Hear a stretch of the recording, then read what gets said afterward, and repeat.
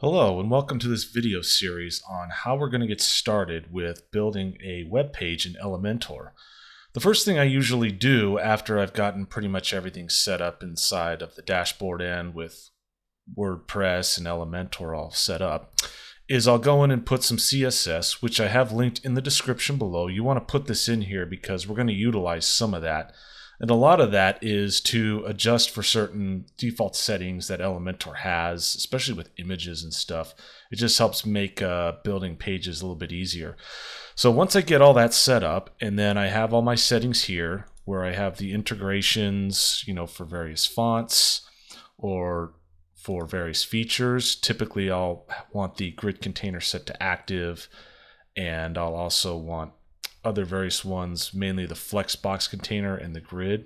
In this case, I've set them just all to active for demonstration purposes. I'll hit save there. And then what I'm going to do is I'm going to go to templates.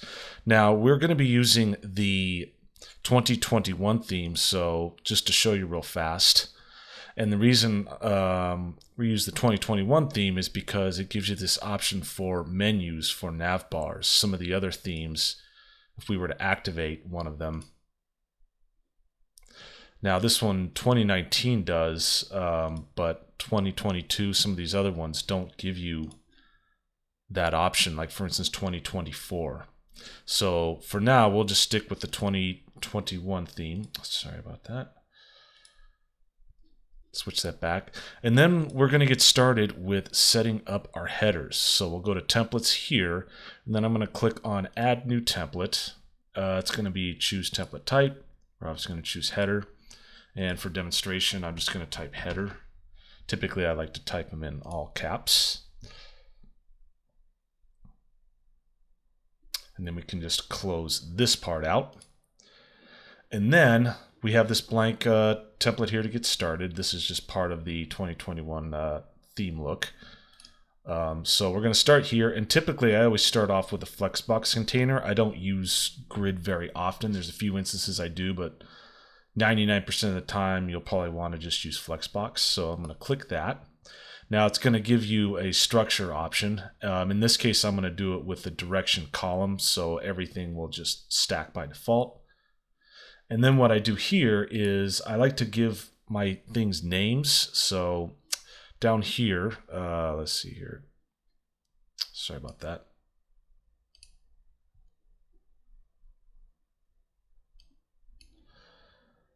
Trying to get that to show up at the bottom.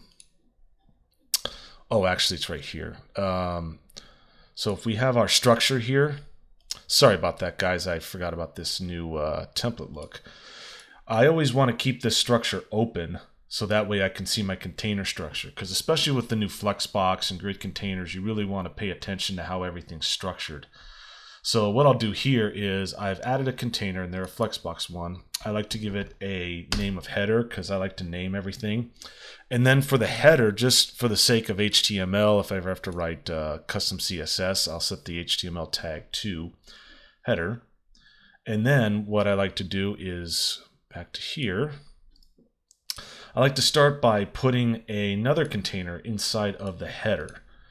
This time it's going to be another one that I'm going to go across a row. So when any child elements that I put inside of there are going to span from left to right, whereas with the column it goes vertically. So I'm going to put one in there. And going back to this header, one thing I forgot to discuss was typically I like to leave this either boxed or full. You can do it either way, but typically I like to do it boxed. And usually I'll give it a span of about 1600. And this just limits how wide it can go, especially on wider screens, because we don't want it spanning, the full width of the screen if somebody's looking at it on an ultra wide monitor, say 2400 pixels wide. So I've added this other container to go inside the header. It actually went outside, so I'm going to copy and paste it in. Just take that off. And then I'm going to name it logo menu. Logo and menu for the nav links. Now the reason I like to embed it directly in here is you may wonder, why can't we just, put elements directly in the header? Well, the reason for that is if we want to put any content below, say, the logo and the nav links, if you just do it as a row, then you're going to have the logo, the nav menu, and that other item spanning across in columns, given the way Flexbox works. So I like to have the flexibility of having certain things span across rows as well as stuff going across columns. So just nesting another container inside like this just makes it a little easier. Now with the header, because I did set it to boxed at 1600 pixels, this one I don't want it to be boxed because we'll just have it take the full span, which will take the full span of the width of the parent box container, the header. And now one thing that's important to do is by default there's this 8 pixel padding in every container. I like to call it the 8 pixel padding monster because you see this little line here and this little line here.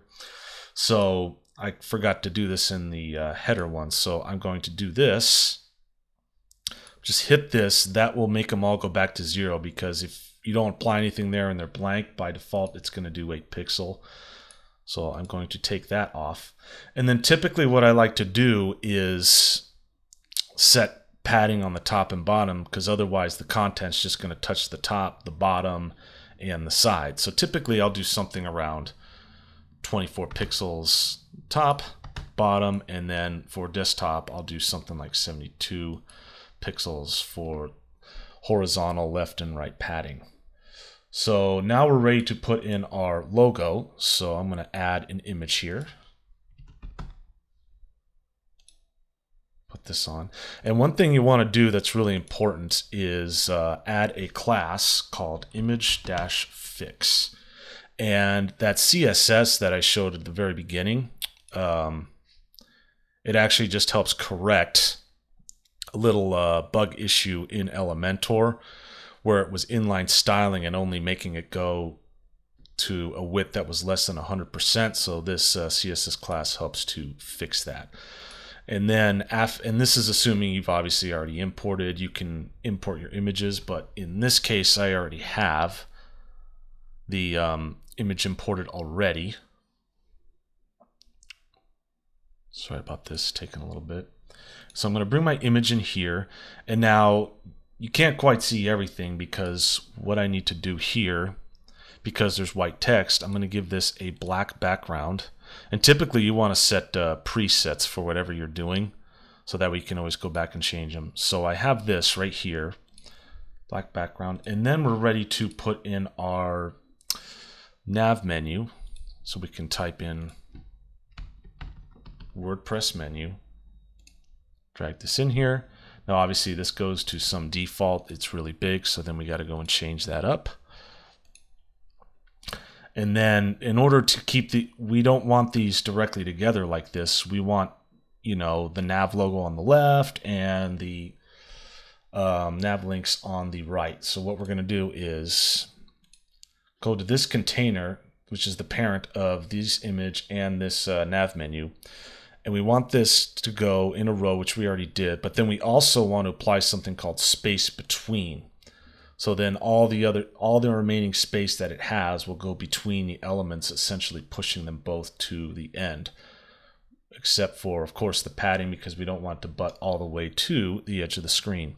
And then another thing you want to be aware of too is with these containers, by default, they will set 20 pixels on the column and the rows. So you'll want to set those to 0. And then you're probably going to have the same thing in that header container, which we do.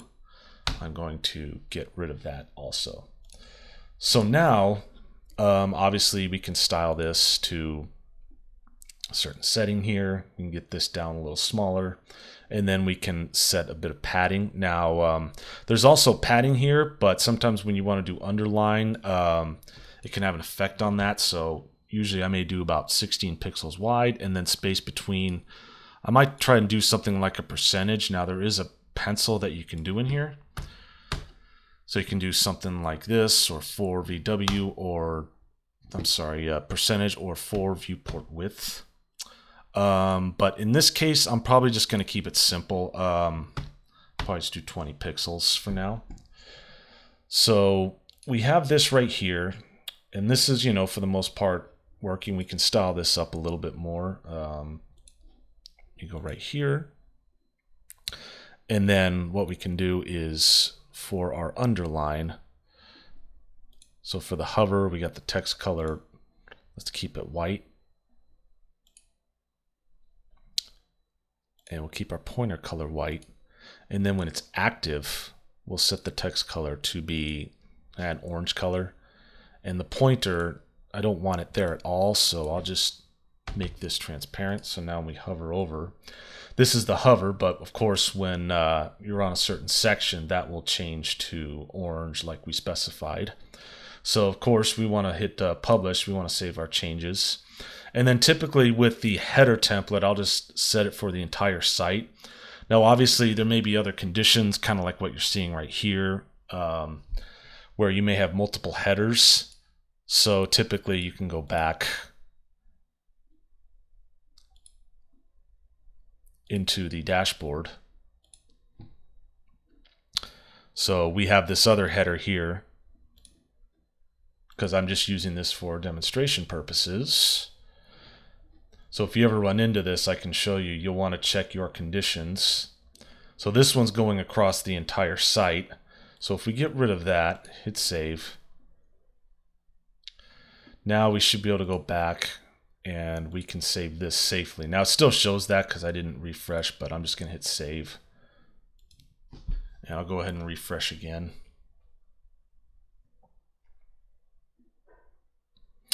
Okay, so we have that covered here. Now we have to compensate for the fact that obviously with these and this image, you know, as the screen gets smaller, you know, it's going to be hard to fit those in. So with that WordPress menu widget, it has the option to turn into a hamburger menu.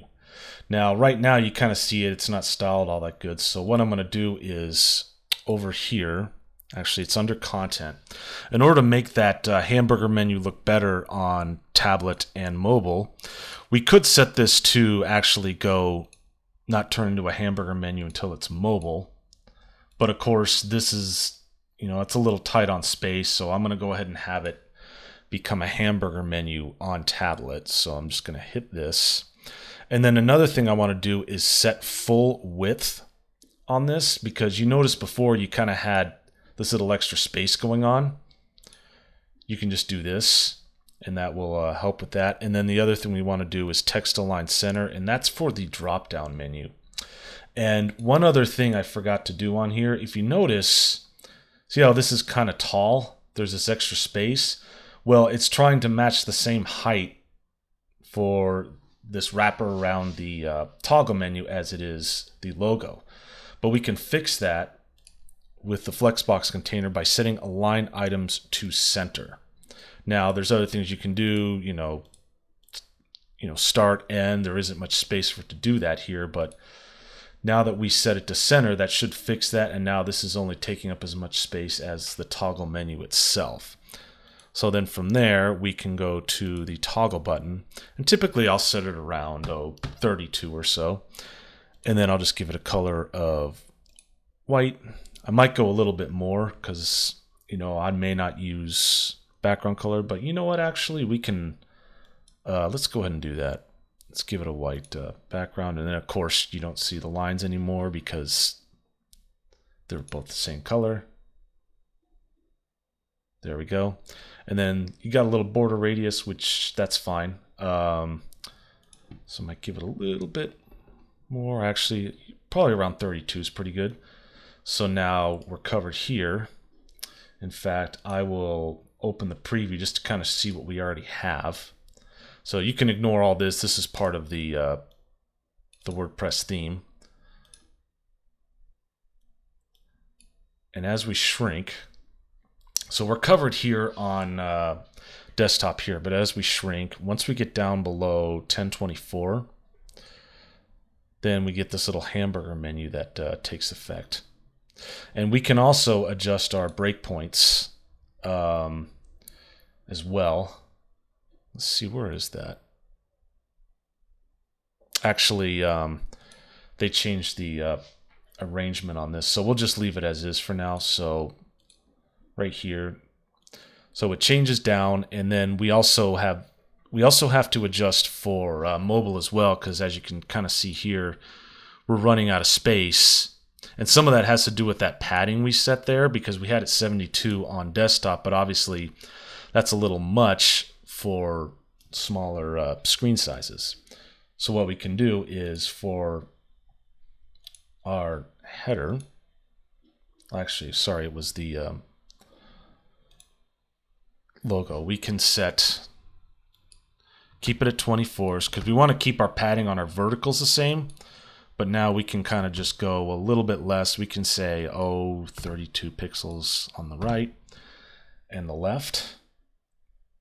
And then we can go down even smaller. Now it's kind of stacking down here. And the reason that's happening is because this container here, there's a property in Flexbox called flex wrap. So by default, it's wanting to wrap. So if there's no more room here for these to both fit, what'll happen is this element, the one on the furthest to the right, which is the toggle menu, will want to naturally just go to the next line, just like, with text wrapping. But we can fix that by saying no wrap. But now, the logo's shrinking to compensate for that, but it's butting up next to each other. So there's a couple things we can do to fix that. The first one is we can give it some space. In this case, we'll just do 24 pixels column. That'll help fix that a little bit. We could go a little bit more, or we can go 40 pixels. And then that will help shrink it down a little bit more. And then also this toggle menu, we can also, for mobile, we can shrink it down a little bit more. We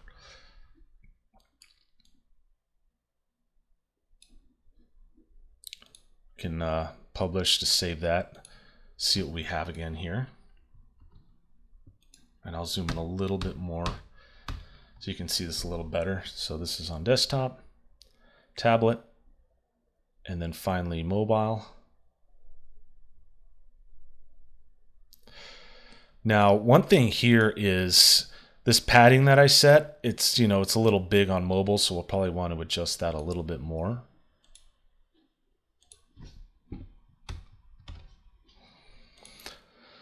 So, when I undo this, it kind of makes everything go back to 0, but this time we're going to give the left and right padding a little less. So the top and bottom remain the same, 24 pixels, top and bottom, but the left and right, the padding gradually shrinks down.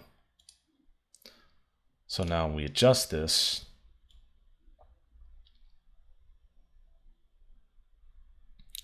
it adjusts more accordingly.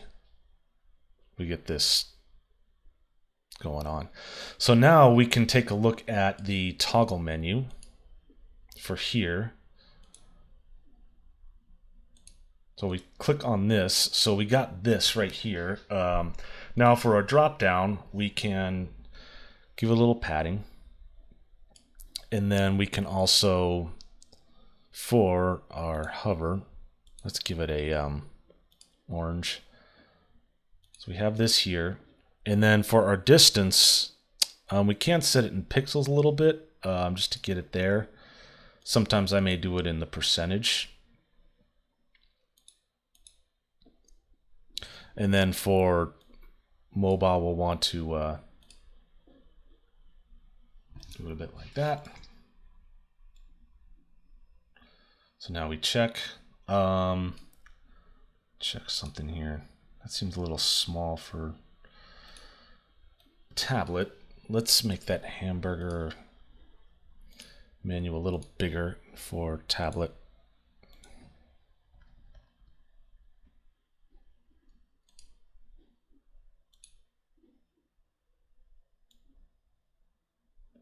Okay. Okay, so we got this here. We got the menu. Same thing on mobile. And that's pretty much kind of the basics of how you can set up your nav menu in your header. Now right here, this menu is not quite set up right, so what we can do is we can tweak that out a little bit more for the drop down.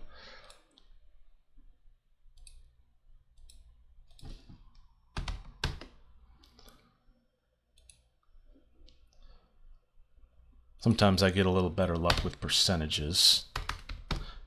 And, you know, with the pencil, you do have to write in the percentage character. Okay, so that's a little bit better for that. Now, one thing you can do, this is a little bit of an advanced technique. Now, what I've shown here, you know, it works perfectly fine. But if you probably noticed on here how I kept having to adjust the padding for different breakpoints for the left and the right, you know, there's another technique that I have found that's makes it a little bit easier to do that. So what I'm going to do is I'm going to clear this out. So on all three of these, I'll just remove them. So then they're just going to be whatever, just be 0. Or back to their defaults, I should say. And one thing I can do with the pencil, oh, sorry, let me do it on here, is give a 24 pixel top and bottom like we did. And then for the left and right, I'm going to do something a little different. Now this is a little bit advanced, but this is something that I like to use. There is it's known as a CSS comparison function. There's 3 kinds. There's a min, there's a max, and a clamp.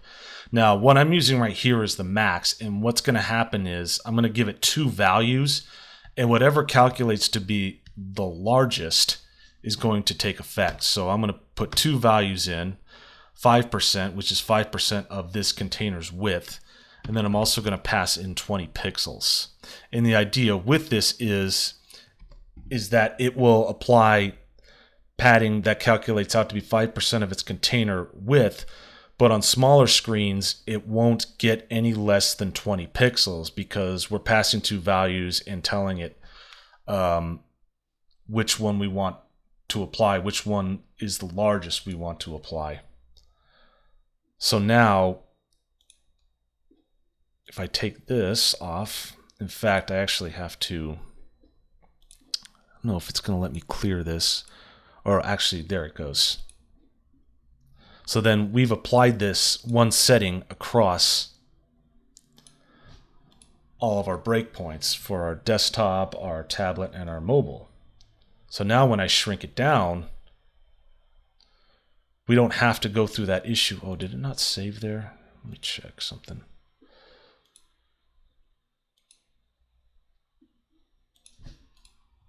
Okay, that's weird. Okay, that's kind of weird it's doing that. Let's see here. Okay, I'll just apply the same settings across. I don't know why it's doing that all of a sudden. Maybe I have to hit lock. This version's a little different. There we go.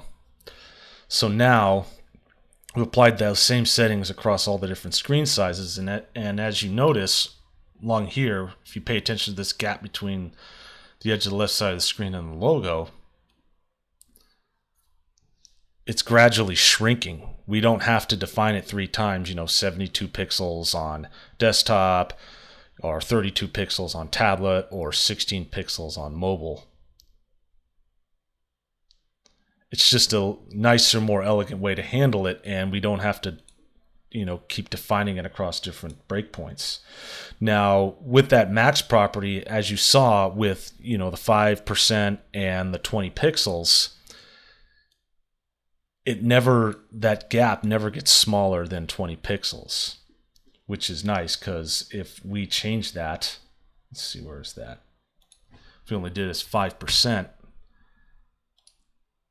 I did it on both here, you can see that gap gets a little smaller. It's getting down to only 12 pixels wide, and we may not want that. Now, 5%, that's pretty good, but that's just something a little extra I like to do.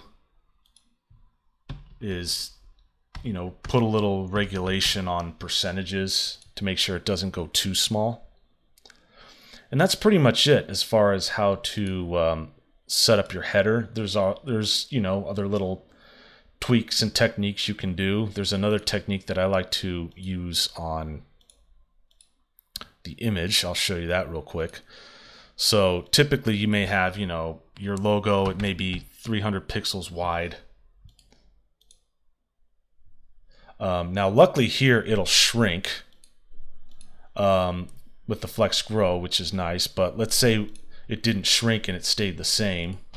There is another technique that I like to use, and that is using a property called the min, which does a bit of the opposite of the max. So I could say 300 pixels and then say 66%. So it won't get any bigger than 300 pixels and won't get any larger than 66% of its container width. So that's kind of another way you can do it, just to get a little bit more precision control. And again, we can just apply it here and it'll work across all three screen sizes. I could up that to 75. So after this point, after a certain point, it will, once it's covered 75% of the screen, as I get smaller, it'll shrink.